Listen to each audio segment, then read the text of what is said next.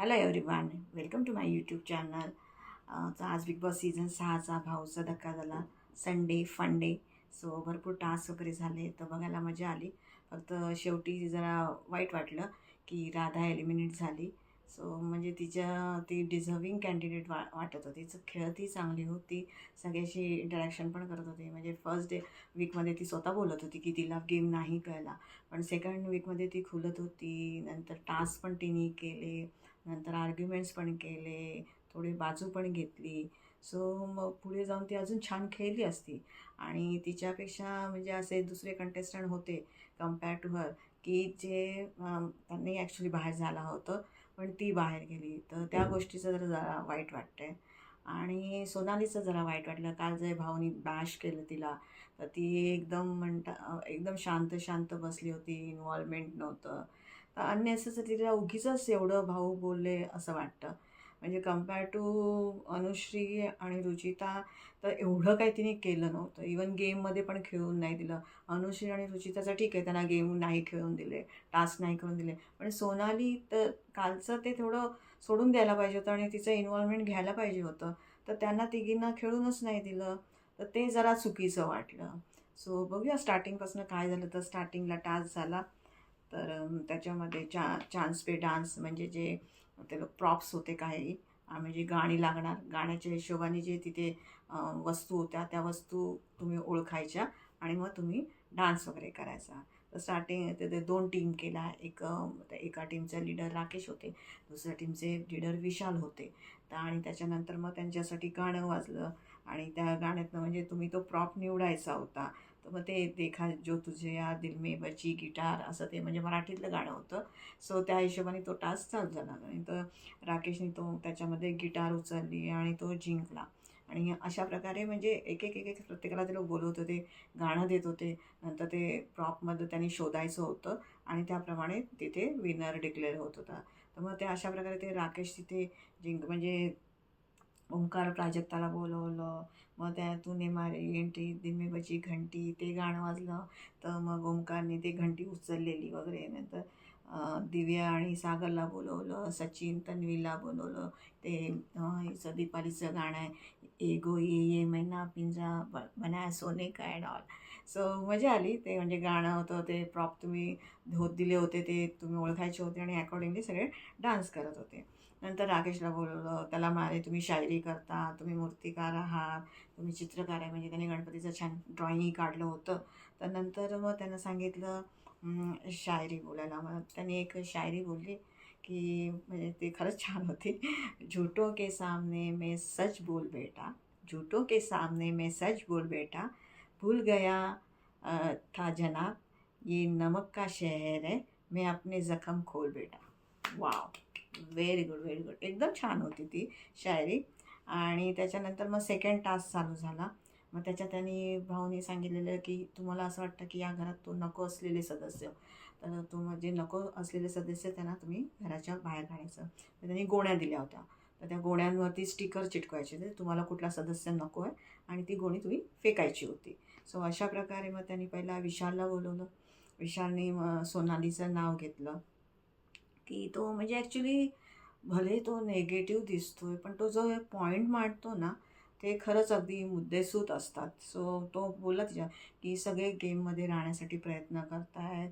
ओंकार प्रयत्न करतोय, आयुष पण लढतोय, सोनालीसुद्धा आता खुलते, पण हिचं इन्व्हॉल्वमेंट नाही आहे. म्हणजे तिचं असं हे झालं तरी ठीक आहे, नाही झालं तरी ठीक आहे. सो म्हणून त्यांनी तिचं स्टिकर चिटकवलं आणि तिच्या नावाची गोणी त्यांनी बाहेर फेकली. नंतर आयुषला बोलवलं. आयुषने अनुश्रीचं नाव घेतलं की चावी तिच्याकडे होती, 30 तास झाले होते, कोणी खाल्लं नव्हतं, तर तिच्याकडे माणुसकी नाही आहे.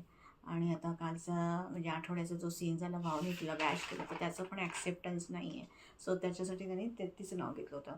तर विशालने लगेच क्लिअरिफाय केलं, तसं नाही आहे. म्हणजे मी काय बाजू वगैरे घेत नाही आहे, पण मी सांगतो आहे की तुम्ही लोकं जेवलात नव्हतं, तर तीही जेवली नव्हती. सो आणि तिथे भाऊनी त्याला सपोर्ट केला. हो म्हणे, ते बोलत आहेत ते बरोबर आहे, तीही जेवली नव्हती. नंतर मग राकेशला बोलवलं. राकेशनी रुचिताचं नाव घेतलं आणि म्हणे की ती जोरात बोलते, डिसरिस्पेक्ट करते आणि तर मला अशी लोकं नाही आवडत वगैरे. आणि त्याने तिचं स्टिकर लावून तिची गोणी फेकली. नंतर तन्वीला बोलवलं. तन्वीने विशालचं स्टिकर त्या गोणीवर चिटकवलं. आणि तो सगळेजण इथे स्ट्रॉंग आहे, पण हा तिघींच्या खांद्यावर बंदूक ठेवून चालवतो. स्वतःला शेर बोलतो, पण तो शेर काय नाही, तो सगळ्यांच्या मागे असतो वगैरे. म्हणजे भरपूर काय काय बोलली ती त्याच्याबद्दल. पर्सनल काढतो, बोलतात मास्टर माइंड आहे, पण तो मास्टर माइंड नाही आहे, अशा प्रकारे. आणि नंतर रोशनला बोलवलं, तर रोशननी तन्वीचं नाव घेतलं. तो म्हणतो, हिने माझा भरोसा तोडला, मला भाऊ मानलं होतं आणि मला सपोर्ट नाही केला. तर अशा प्रकारे ज्यांना म्हणजे सिलेक्टेड लोक होते त्यांना बोलवलं होतं आणि त्यांना तसे त्या गोणीवरती स्टिकर लावून त्या गोण्या तशा फेकायच्या होत्या. नंतर मग ते टपली टास्क होता. म्हणजे तुम्हाला जे चेअर बसवतात आणि हिंदी बिग बॉसमध्ये वगैरे बघितलं असेल, ते येतं हँड आणि असं तुम्हाला मारलं जातं, टपली मारली जाते. मग आयुषला बोलवलं, मग त्याला विचारलं, 2 दगडावर पाय ठेवून खेळतो आणि नंतर चांगलं असण्याची ॲक्टिंग करतो. म्हणजे असे प्रत्येकाच्या बाबतीत हो नाहीच्या सुरात जे असतं आणि मुद्दाम काही लोक हसणारे हो हो हो बोलतात आणि मग ती टपली मारली जाते. मग तन्वीला बोलवलं, सागरला बोलवलं, प्राजक्ताला बोलवलं. प्राजक्ताला इथे पण म्हणजे कॅप्टन्सी नाही बरोबर खेळली वगैरे. ते नाही नाही तिथं बरोबर तिने म्हणजे निभावता नाही आली. तर म्हणे हां नाही नाही तिने तर निभावली, खरं बोला हां तिने ट्राय केलं. सो तो पॉईंट एक प्राजक्ताने पकडला त्याचा. नंतर म्हणे तेवढं कॉन्ट्रिब्युशन नाही आहे, तर नाही नाही तिचं तर कॉन्ट्रिब्युशन आहे. मग तिचं समोर बोलण्यापेक्षा ती कोपऱ्या कोपऱ्यात जाऊन बोलते. म्हणजे सगळेच म्हणाले हां हां हे बरोबर आहे, हे बरोबर आहे. मग तिच्यावरती टपली मारली गेली. नंतर पाऊस म्हणाले माझा अजून एक पॉईंट आहे, तिचा वरचा सूर लागतच नाही आहे. तर म्हणा असं की म्हणाले हां हां बरोबर आहे बरोबर. आणि मग तिथे नंतर ओंकारला बोलवलं की स्वतःचं काही मत नाही आहे. नंतर टास्क सोडला तर काही आवाज ऐकू येत नाही आहे.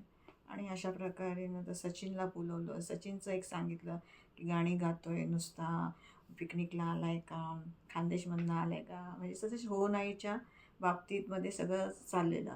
तन्वीबद्दल बोलले, तन्वी बोलते या आठवड्यात कमी बोलते, नंतर कोणत्याच ग्रुपला जॉईन नाही आहे, नंतर वीकेस्ट कंटेस्टंट आहे. सगळेजण नाही नाही ते वीकेस्ट कंटेस्टंट नाही आहे.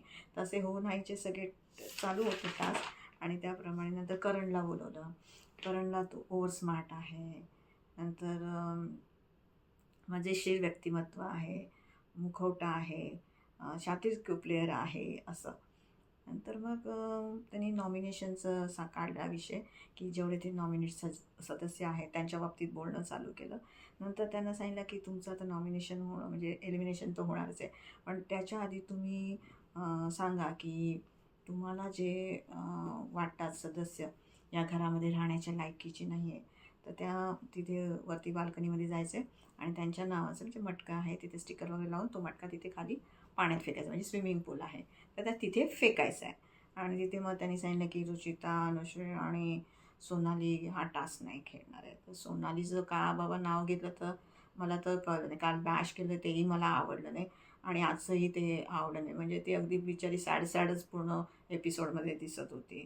नंतर सागरने तन्वीचं नाव घेतलं की तिने जे मला नॉमिनेट केलं तर ते कारण न पटण्यासारखं होतं. दीपालीने सचिनचं नाव घेतलं की काही कॉन्टेंट नाही आहे, म्हणजे काही गेम नाही त्यांचा. नंतर करणनी ओंकारचं नाव घेतलं की गेम स्लो आहे आणि गेम प्लॅन दिसत नाही आहे त्याचा.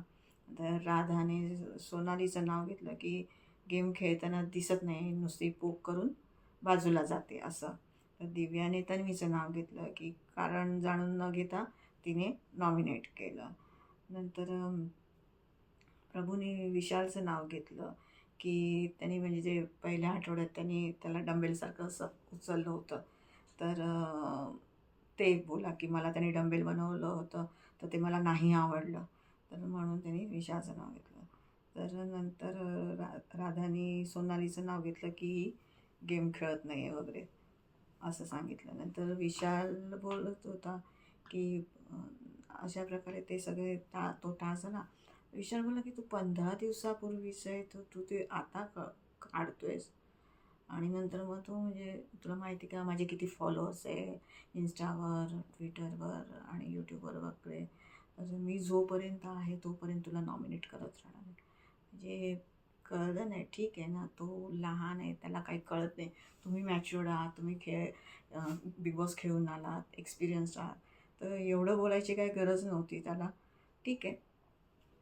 नंतर एलिमिनेशनचा टास्क चालू झाला, तर त्याच्यामध्ये मागच्यासारखं 3-3 जणांना बोलवलं.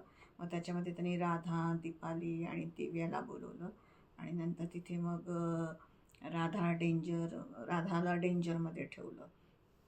नंतर अनुश्री, प्रभू आणि करणला बोलवलं आणि इथे करणला त्यांनी डेंजरमध्ये ठेवलं. म्हणजे कळलं नाही बिग बॉसचं लॉजिक. हे सगळ्यांना माहिती आहे की अनुश्रीला आणि रुचिताला काय वोटिंग पडत असतील. सो त्यांनी करणला डेंजरमध्ये, सगळ्यांना माहिती त्याचा फॅन फॉलोइंग एवढा आहे, तर काय माहिती त्यांनी गेम चांगला खेळावा अजून, म्हणून त्याला कळलं आहे की काय, तर त्यांनी करणला डेंजर झोनमध्ये ठेवलं. नंतर रुचिता, सागर आणि रोशनला बोलवलं, त्याच्यामध्ये त्यांनी रुचिताला डेंजर झोनमध्ये ठेवलं. तर अशा प्रकारे नंतर राधा, करण आणि रुचिता बॉटम 3मध्ये होते डेंजर झोनमध्ये. आणि नंतर मग त्या लाईट्स चालू होत्या, रेड ग्रीन असं करून, आणि त्यांनी राधाला एलिमिनेट केलं. सो ॲक्च्युली ती डिझर्विंग तर नव्हती. मी जसं म्हटलं तर बाकीचे भरपूर जणं होते डिझर्विंग, तर त्यांच्यापैकी कोणाला तरी काढायला पाहिजे होतं. म्हणजे जसं रोशनचा काय गेम आहे? I don't think so. काहीच गेम नाही आहे. सो पण त्याचं फॅन फॉलोइंग जास्त आहे. दिव्या पण आहे, पण म्हणजे फॅन फॉलोइंग जास्त आहे, तर ते दोघं टॉपला होतेच. पण त्याचं बघायला गेलं तर रोशनचा काय गेम आहे, किंवा या आठवड्यात दिव्या किती दिसली आहे, या आठवड्यात करण किती दिसला आहे. सो म्हणजे ह्या आठवड्यात तसं बघायला गेले ना, जसं दीपाली किती दिसली आहे, सागर किती दिसला आहे, तर गेम सगळ्यांचा सेम होता. तर तिला काढणं कितपत योग्य होतं ते कळलं नाही. पण ॲक्च्युली ना वाईटच वाटलं. ती डिझर्विंग नव्हती.